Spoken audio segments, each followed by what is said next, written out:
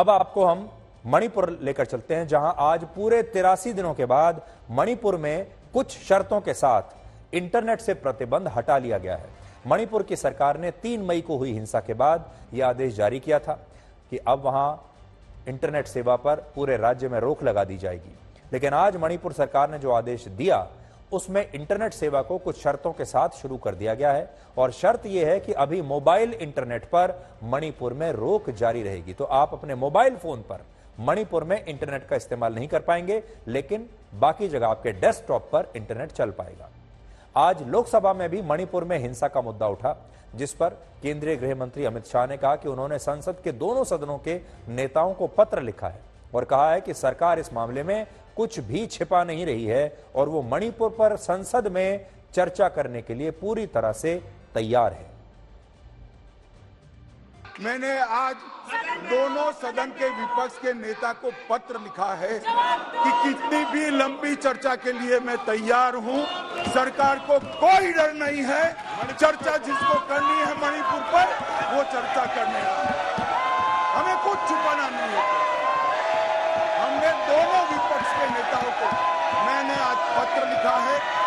मैं कहता हूं कि जनता आपको देख रही है, चुनाव में जाना है, जनता के खौफ को ध्यान में रखे और मणिपुर जैसे संवेदनशील इश्यू पर चर्चा के लिए उचित माहौल सदन में बनाइए। अब मणिपुर की ये आग आसपास के राज्यों में भी फैल रही है। आज मिजोरम में हजारों की संख्या में लोग एकजुट हुए, सड़कों पर आए और इन लोगों ने मणिपुर के कुकी समुदाय के लोगों के समर्थन में विरोध प्रदर्शन किया, और इसमें मिजोरम के मुख्यमंत्री और उनके कैबिनेट के कई मंत्री और सभी पार्टियों के विधायक भी शामिल थे। वो तस्वीरें आप देखिए। इस सब के बीच मणिपुर की सरकार ने बताया कि 22 और 23 जुलाई को म्यांमार से कुल मिलाकर 718 लोगों ने मणिपुर में गैर कानूनी तरीके से प्रवेश किया है, और अब स्थिति यह है कि म्यांमार के लोग मणिपुर में प्रवेश कर रहे हैं और मणिपुर के लोग अपनी जान बचाकर मिजोरम में जाकर भाग रहे हैं। इस घटना पर मणिपुर की सरकार ने असम राइफल से एक विस्तृत जानकारी मांगी है और असम राइफल से यह भी पूछा है कि म्यांमार से इतने सारे लोग गैर कानूनी तरीके से मणिपुर की सीमा में दाखिल आखिर कैसे हो गए। यह बहुत चिंता की बात है। यह घुसपैठ 22 और 23 जुलाई के दौरान हुई, जिसमें कुल मिलाकर 718 लोग म्यांमार के चिन स्टेट से भारत के मणिपुर राज्य में गैर कानूनी तरीके से प्रवेश कर गए, और इनमें 209 पुरुष थे, 208 महिलाएं थीं और 301 बच्चे थे। बड़ी बात यह है कि मणिपुर के जिस जिले में यह घुसपैठ हुई है वो जिला राज्य के चुराचांदपुर जिले से लगा हुआ है, जहां से मणिपुर में हिंसा की शुरुआत हुई थी, और यही वजह है कि अब मणिपुर की सरकार इस घुसपैठ का कनेक्शन राज्य में हो रही हिंसा के साथ बता रही है। इस कनेक्शन को समझने के लिए सबसे पहले आपको एक नक्शा दिखाता हूं। पहले आप ये नक्शा देखिए।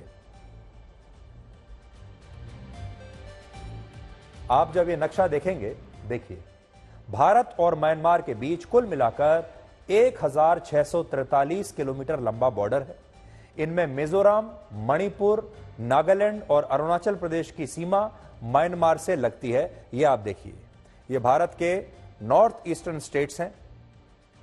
भारत और म्यांमार की जो सीमा है, ये आप देख रहे हैं नीले रंग से, ये जो है ये सीमा है भारत और म्यांमार के बीच, और ये लगभग 1500 किलोमीटर लंबी सीमा है।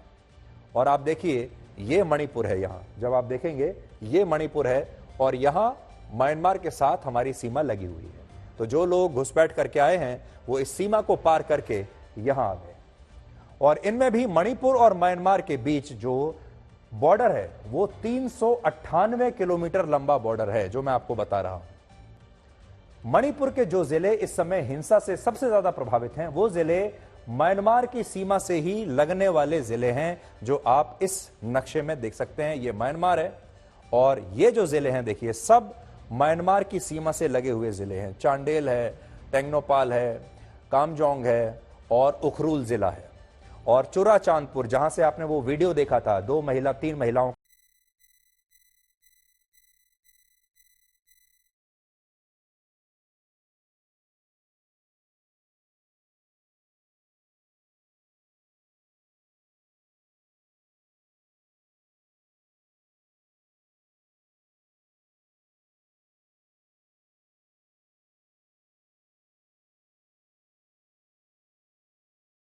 अब ये चिन स्टेट क्या है? म्यांमार का चिन स्टेट वो राज्य है जहां चिन कुकी समुदाय के लोग रहते हैं। देखिए, ये वही जनजातीय समुदाय है जो सांस्कृतिक रूप से मणिपुर के कुकी समुदाय से जुड़ा हुआ है, और इसलिए ऐसा कहा जा रहा है कि मणिपुर की हिंसा में जो कुकी विद्रोही ताकतें सक्रिय हैं, उन्हें म्यांमार के इन लोगों से मदद मिल रही है। दो और बातें यहां पर नोट करने वाली है। पहली बात यह कि मणिपुर और म्यांमार के बीच जो 398 किलोमीटर लंबा बॉर्डर लगता है, जिसके बारे में मैंने अभी आपको बताया, 398 किलोमीटर लंबा ये जो बॉर्डर है, जिसे आप यहां देख रहे हैं हरी लाइन से, ये वाला, उसमें सिर्फ 10 किलोमीटर बॉर्डर ऐसा है जहां फेंसिंग की गई है। अब आप सोचिए, 398 मतलब लगभग 400 किलोमीटर का बॉर्डर है, और इस पूरे 400 किलोमीटर के बॉर्डर में सिर्फ 10 किलोमीटर का बॉर्डर का इलाका ऐसा है जहां पर फेंसिंग की गई है, यानी जहां पर कंटीली तारों की बाड़ लगाई गई है, और बाकी का पूरा बॉर्डर 10 किलोमीटर इसमें से हटा लीजिए, 388 किलोमीटर का जो पूरा बॉर्डर है, उस पर किसी भी प्रकार की कोई फेंसिंग नहीं है। यह बॉर्डर खुला हुआ है, पोरस है, जिसकी वजह से म्यांमार के लोगों के लिए मणिपुर में गैर कानूनी तरीके से प्रवेश करना बहुत आसान काम है। इसमें उन्हें किसी प्रकार की कोई मुश्किल नहीं होती। दूसरी बात, आपके मन में यह सवाल भी होगा कि आखिर म्यांमार के लोग अपना देश छोड़कर भारत के मणिपुर राज्य में आ क्यों रहे हैं, जहां पहले से ही इतनी हिंसा है? तो इसके 3 बड़े कारण हैं कि क्यों आ रहे हैं लोग। पहला कारण है म्यांमार के मौजूदा हालात। म्यांमार में इस समय सेना का शासन है, और वहां की सेना लगातार जनजातीय समूहों के लोगों पर अत्याचार कर रही है ताकि वो विद्रोह की आग को फैलने से पहले ही रोक दे। तो म्यांमार में हालत मणिपुर से कहीं ज्यादा खराब है। वहां पर सेना का शासन है, वहां पर डिक्टेटरशिप है, और वहां पर लोगों पर बहुत अत्याचार हो रहे हैं। अब मणिपुर की सीमा के पास म्यांमार के इलाकों में जो लोग रहते हैं, वो जानते हैं कि म्यांमार में अगर वो मारे गए तो उनकी कोई बात नहीं करेगा, ना सुनेगा, लेकिन अगर वो किसी तरह मणिपुर पहुंच गए तो यहां की पुलिस और यहां की सेना भी इनके मानव अधिकारों की रक्षा करेगी, और भारत का विपक्ष भी इनके अधिकारों की बात जरूर करेगा सरकार को दबाने के लिए। लेकिन अगर ये अपने ही देश में रहे तो या तो ये मर जाएंगे, और या फिर इनकी जो स्थिति है वो नर्क में रहने जैसी रहेगी। इसलिए ये चाहते हैं कि कुछ भी करके मणिपुर में आ जाएं। दूसरा, मणिपुर में जो हिंसा हो रही है, उस हिंसा में 2 समुदाय आमने सामने हैं।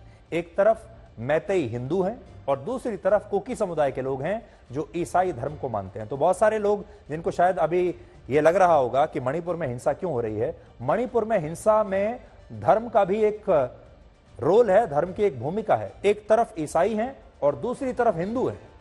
मणिपुर की सीमा से लगे म्यांमार के चिन स्टेट में जो चिन कुकी समुदाय के लोग रहते हैं, वो भी जनजातीय समूह से हैं और ईसाई धर्म को मानते हैं। तो एक तरह से मैतेई समुदाय का आरोप है कि म्यांमार से वो लोग मणिपुर में घुसपैठ कर रहे हैं जो कुकी समुदाय से जुड़ी विद्रोही ताकतों का साथ देना चाहते हैं, जो ईसाइयों का साथ देना चाहते हैं वहां रहने वाले मैतेई हिंदुओं के खिलाफ। और यह बात इसलिए ज्यादा खतरनाक है क्योंकि चिन कुकी समुदाय के लोग अपने लिए एक अलग देश की मांग करते रहे हैं, जिससे चिन कुकी लैंड भी कहा जाता है। उन्होंने इसका नाम रखा है चिन कुकी लैंड, और यही वजह है कि इस हिंसा में म्यांमार के लोग घुसपैठ करके अब मणिपुर में पहुंच रहे हैं। तीसरा, इस हिंसा में ड्रग्स और हथियारों की तस्करी का भी एक बहुत बड़ा रोल है। ये वहां के लोकल लोग समझते हैं कि ड्रग्स का एक बहुत बड़ा रोल है, हथियारों का वहां बहुत बड़ा धंधा चलता है। इन ड्रग्स और हथियारों को कौन कंट्रोल करेगा, यह भी एक बड़ी बात है।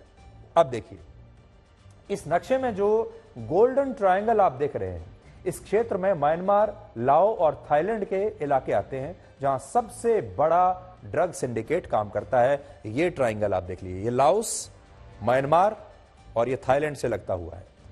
तो इसमें 3 देश हैं, लाओस है, म्यांमार है और थाईलैंड है। यहां अफीम की खेती से लेकर हथियारों की तस्करी तक इस गोल्डन ट्रायंगल रीजन से ही होती है, और फिर ये ड्रग्स और हथियार म्यांमार से मणिपुर पहुंचते हैं। आप भी सोचते होंगे कि मणिपुर में इतने सारे हथियार कहां से आ रहे हैं, ये उसका जवाब है। मणिपुर के लिए ये पड़ोसी देशों का जो ड्रग सिंडिकेट है, ये बहुत बड़ी समस्या बन रहा है।